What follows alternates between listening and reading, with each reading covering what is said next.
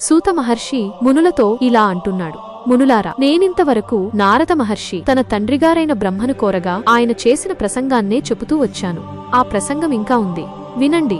లింగోద్భవం జరిగిన తదుపరి వృత్తాంతాన్ని చెప్పమని నారదుడు కోరగా పితామహుడిలా వివరించాడు. ఆ విషయాన్ని వినండి.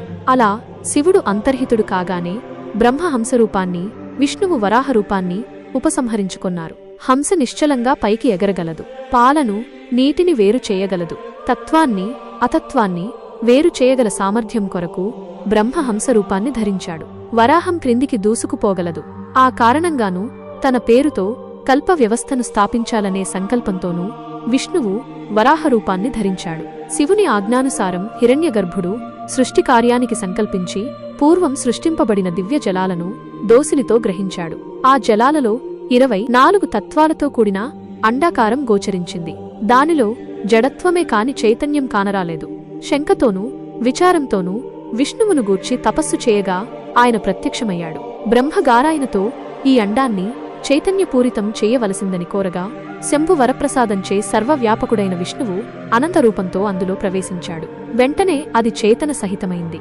మహర్షులారా, బ్రహ్మగారు చేసిన సృష్టిక్రమాన్ని వివరిస్తున్నాను, వినండి.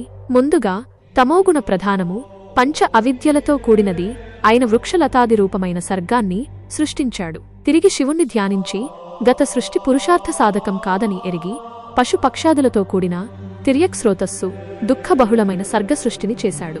అది కూడా పురుషార్థ సాధకం కాదని ఎరిగి సత్వగుణ ప్రధానము, ఊర్ధ్వ ప్రోతస్సు అను పేరుగలది, సత్యగుణము కలది, మిక్కిలి సుఖాన్ని ఇచ్చేది అయిన దేవసర్గ సృష్టిని చేశాడు.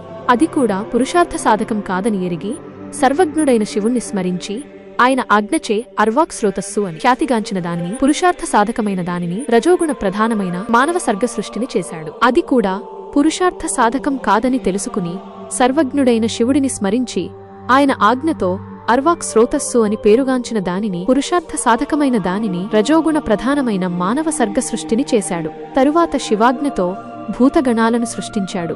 ఈ విధంగా సృష్టి 5 విధాలుగా ఉంది. మరియు ప్రకృతి నుండి 3 సర్గములు బయలుదేరినాయి. మొదటిది మహత్ సమష్టి బుద్ధి సర్గం, రెండవది భూత సూక్ష్మముల సృష్టి, మూడవది పాంచభౌతిక వైకారిక సృష్టి. మొత్తం 8 విధాలైన సర్గ సృష్టిలు ఉన్నాయి. 9వది కౌమార సర్గం. ఇందులో ప్రాకృత వైకృత భేదాలున్నాయి. గొప్ప వైరాగ్య సంపన్నులు, దృఢవ్రతులు, సహజ జ్ఞానులు, శివధ్యానైక మానసులు, సంసార విముఖులు అయిన సనక సనందనాది మహర్షుల సృష్టి ఈ కౌమార సర్గంలోనిదే. సంసారమునందు విముఖులై వారు బ్రహ్మవాక్కును తిరస్కరించారు. వారిచ్చిన ప్రతివచనాన్ని విన్న పితామహుడు మోహాన్ని, క్రోధాన్ని కూడా పొందాడు. ఆ సమయంలో ఆయన కండ్ల నుండి జలజల కన్నీళ్లు రాలేయి.